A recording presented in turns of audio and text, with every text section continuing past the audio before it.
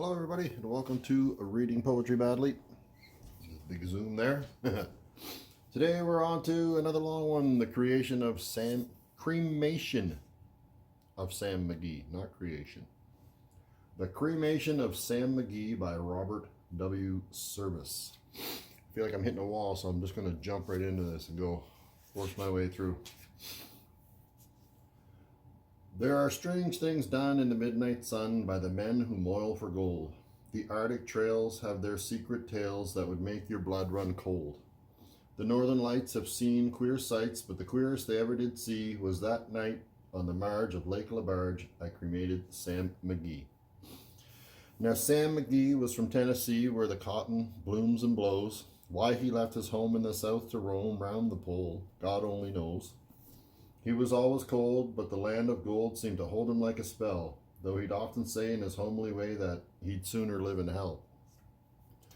On a Christmas day, we were mushing our way over the Dawson Trail. Talk of your cold, through the parka's fold, it stabbed like a driven nail.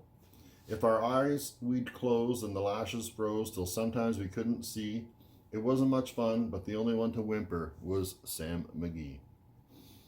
And that very night, as we lay packed tight in our robes beneath the snow, and the dogs were fed and the stars o'erhead were dancing heel and toe, he turned to me and, "Cap," says he, "I'll cash in this trip, I guess. And if I do, I'm asking that you won't refuse my last request."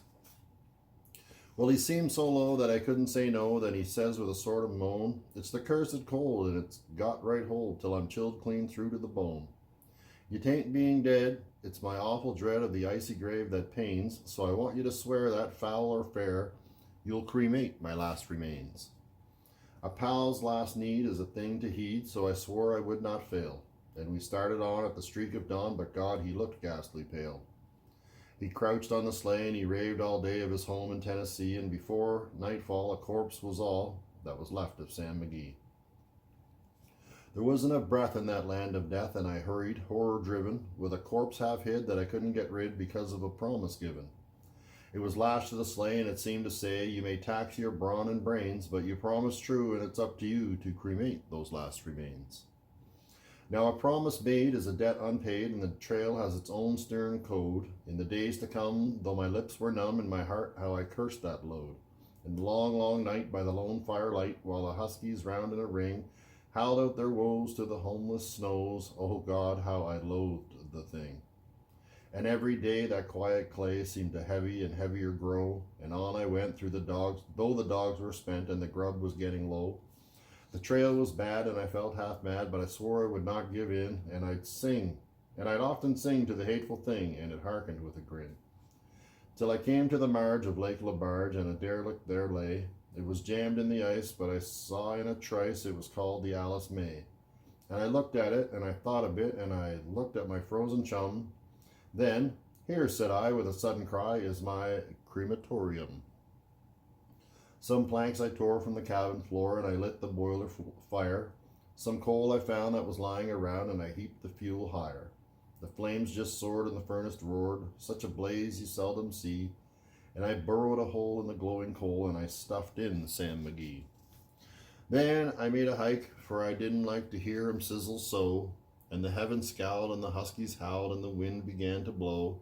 It was icy cold, but the hot sweat rolled down my cheeks, and I don't know why, and the grassy smoke and an inky cloak went streaking down the sky. I do not know how long in the snow I wrestled with grisly fear, but the stars came out and they danced about, ere again I ventured near. I was sick with dread, but I bravely said, "I'll just take a peep inside. I guess he's cooked," and it's time I looked. Then the door I opened wide. And there sat Sam, looking cool and calm in the heart of the furnace roar, and he wore a smile you could see a mile, and he said, "Please close that door. It's fine in here, but I greatly fear you'll let in the cold and storm. Since I left Plumtree down in Tennessee, it's the first time I've been warm." There are strange things done in the midnight sun by the men who moil for gold.